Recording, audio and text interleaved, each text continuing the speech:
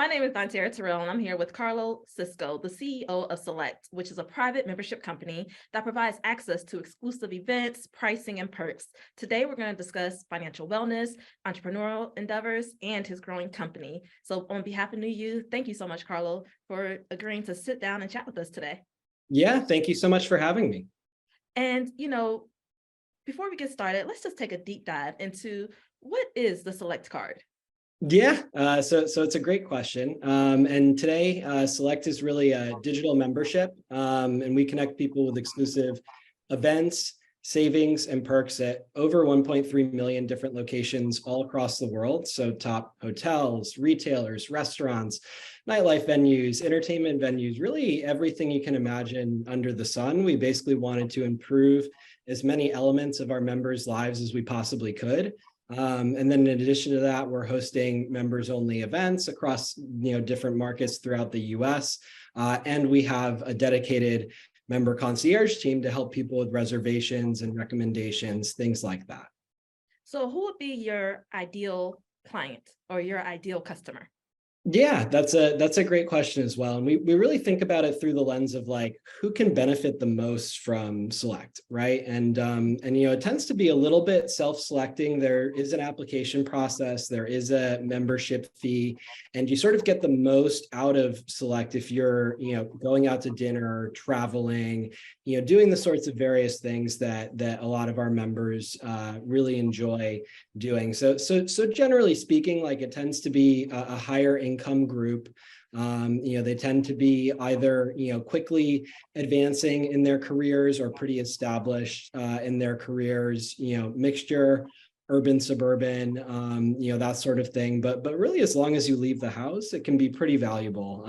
So it's pretty widely applicable. Awesome. And can you walk us through your journey of how, you made this idea become reality?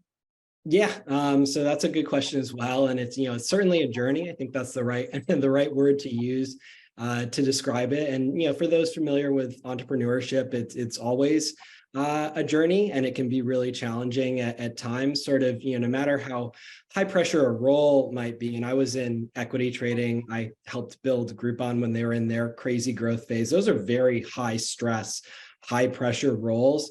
But it's different when the buck stops with someone else, not and adverse, when the buck stops with you, like it does when you're an entrepreneur.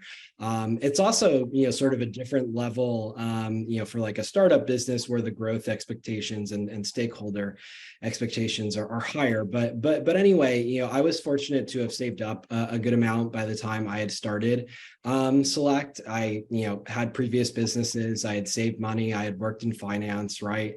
So I sort of had the initial capital to get the ball rolling with this. And really what we wanted to do is we saw an opportunity to like change the way that merchants and customers connect. We felt like we could create a solution for premier brands and premier customers to build long-term ongoing relationships. And we saw the route to do that by, essentially taking maybe what a brand would spend on marketing and instead giving that to the user. And in our case, the user is paying a membership fee, but what they can get out of the program in turn is uncapped. So they're typically seeing a pretty good ROI on their membership. We were able to get some businesses that had never done external promotions or marketing, even in some cases before, to buy into it. They sort of appreciated this vision. They thought that it helped them reach a targeted clientele and can get them not just to come once, but to come back again and again. And that's what started to take hold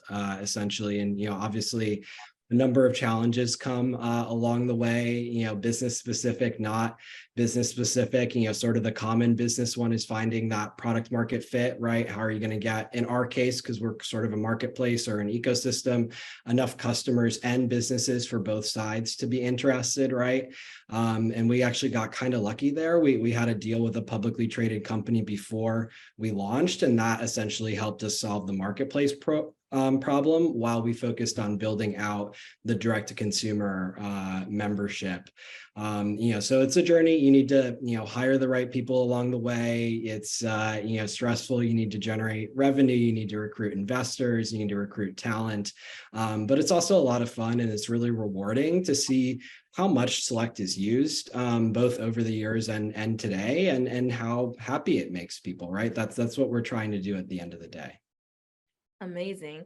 And I'm just curious, what excites you the most about where Select is headed?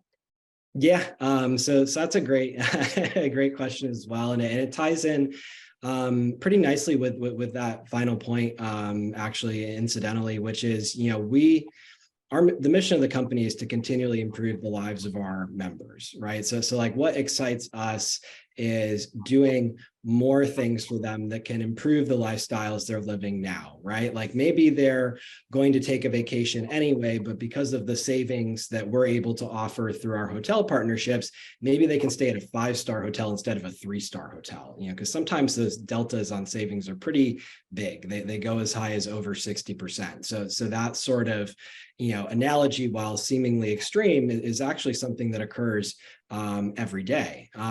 Similarly, maybe it's someone that's always wanted to go to New York Fashion Week, but has never had the connections or the know-how to like get, a seat to one of those shows. And now we can provide that for them. Or maybe they're just, exploring a new area. They don't know which restaurants to try, and sort of having someone there to direct that experience and guide them to the right places is useful. Like those are the things that make us really excited. And like it's great to see that usage increase, people to use those services more and more. It means that we're able to help people more and more, and ultimately we succeed as a business by doing that. So that's what makes us excited.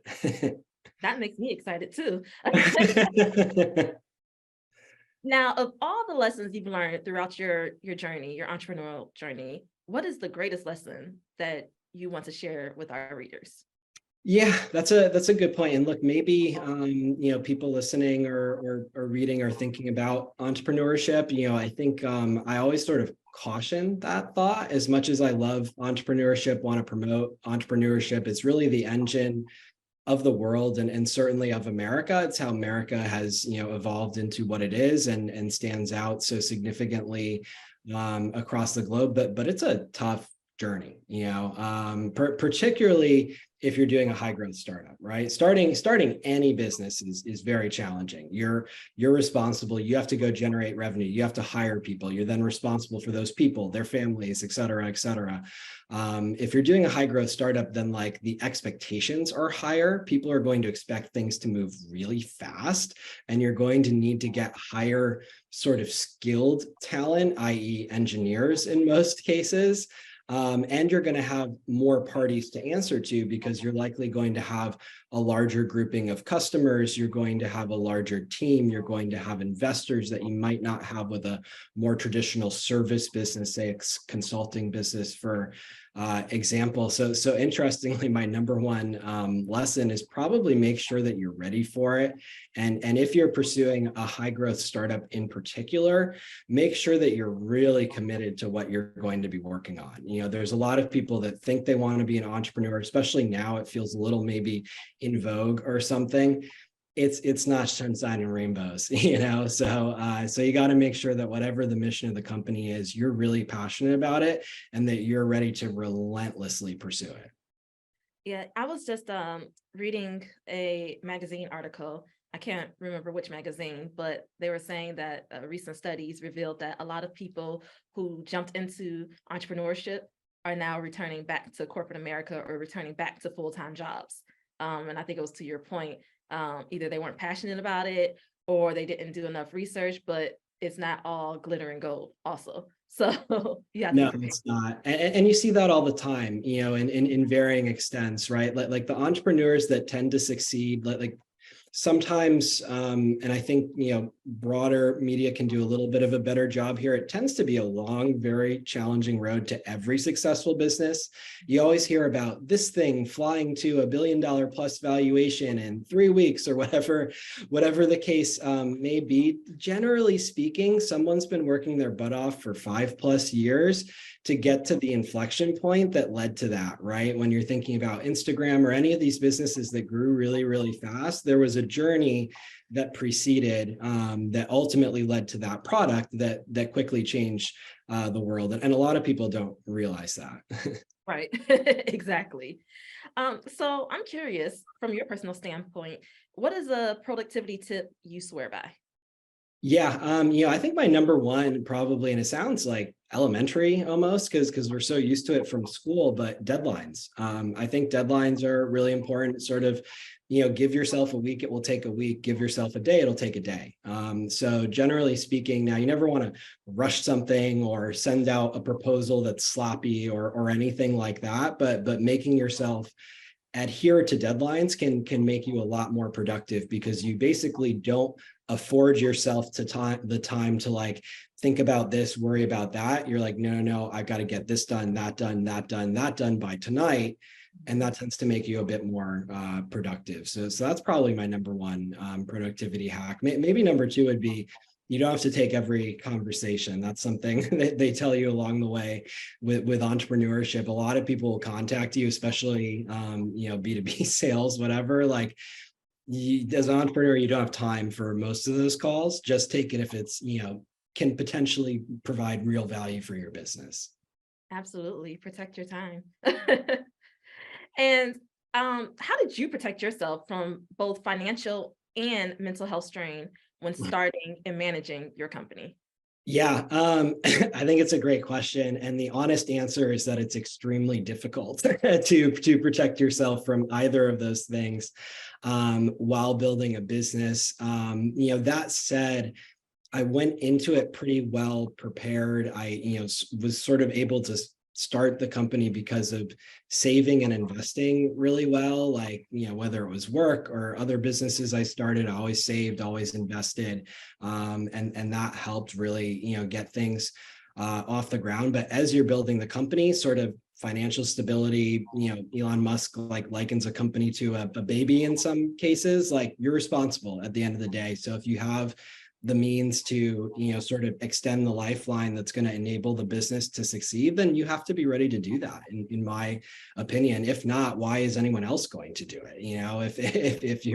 If you're not going to do it. But the other point about mental health, we talked about how challenging it is. Of course, that's draining on your mental health, right? Like, you can definitely, people describe the startup journey as like a roller coaster, and it's true for all forms of entrepreneurship. It's just maybe exaggerated in the startup journey, but like, you could have the highest point of your life and the lowest point of your life within the same day while you're building a company, and that's challenging for anybody. But something I've seen along the way that's helped me is basically realizing how much my mental state impacts the entire team, because you're leading a group of people, and however you are is going to have a pretty outsized influence on how everyone else feels and how productive everyone else is able to be.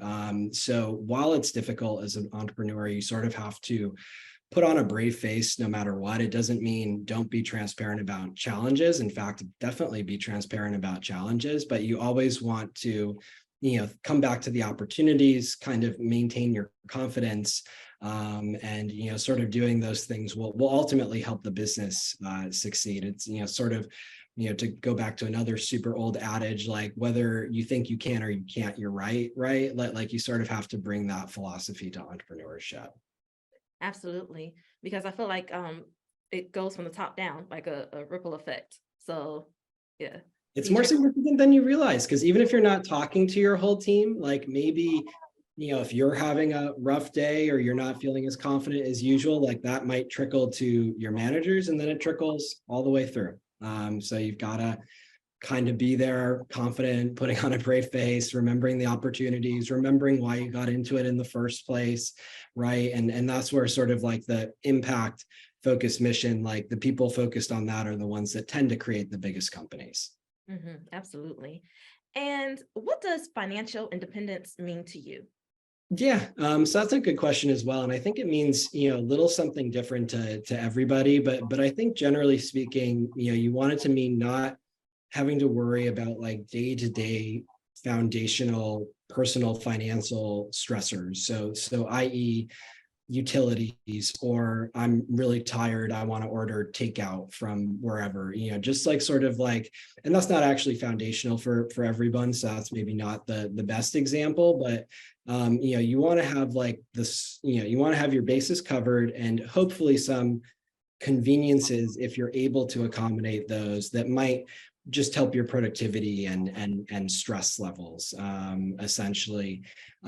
Perhaps in addition to that, you maybe want to be able to pursue something, whatever you might want to pursue. That could be starting a family, right? There's costs associated with that. That could be going back to school. There's costs associated with that. In my specific case, sort of saving and investing when I was having success young in my teens and very early 20s is how I was able to start multiple businesses later, right? So that's something that's always good to think about and remember, because certainly a business is one of those pursuits that a lot of people might want to try at one point or another. Absolutely. And my last question, are you able to give our viewers, our audience, some actionable tips that they can, start today to begin their financial wellness journey? Yeah, absolutely. And, like some are maybe obvious, some perhaps a little less so, but, certainly trying to save some money from every paycheck will help. I would also try to invest that money. You don't need to be an expert stock trader to make money in the market. A lot of people don't realize, even like professional financial advisors, they're underperforming the market over 80% of the time.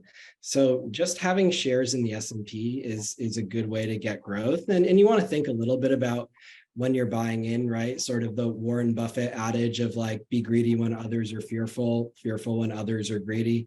That tends to play out with the broader market for sure. And it can also play out with good companies. So you definitely want to invest. You generally want to follow the market unless you feel really in tune to certain things. And look, I have to asterisk that a little bit. And look, I'm not a financial advisor, so none of this is financial advice technically, but I've done well in the market basically by betting big on things I really believed in. When I was a freshman in college, I emptied my savings account and put it all into Apple, right? And that worked out pretty well. Apple ended up becoming, of course, now we all know, the largest company in history by market cap. So that was a great, turned out to be a great decision, but a lot of people might have thought like, oh, that's crazy, why wouldn't you use that?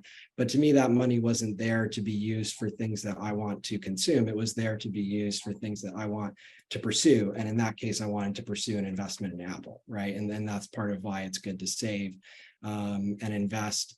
Another tip that's sort of like an underappreciated one is really pay attention to sales and when you're buying things. So like, almost sounds a little cliche, but like, sort of like getting most things on like a Black Friday, Cyber Monday, or sort of the various larger sales throughout the year that brands might have is actually a pretty high ROI on your dollar. So like I pretty rarely get something that's not on sale. I can even distinctively recall the item that was the most recent in the past, let's call it 15 years or so. So it has a pretty high yield if you're getting something for, even if it's 20% less than where someone else might have purchased it. And interestingly, like that does segue a little bit with what we do with Select, right? People do like those fashion week experiences and having a concierge in the palm of their hand, but they also like saving money, and you can save a lot of money. And a lot of investors were wondering how we do with this inflationary period or whatever. We've done even better because we've leaned into it a bit, right? Like it's not just great experiences. We can also save you money while you're enjoying those experiences. But even irrespective of that, like you do want to think about the price you're paying for something and try to optimize that in the best way possible, because generally getting it at the right time can easily save you 20%. Sometimes it's going to save you a lot more. Sometimes it might be 50, 60%, who knows?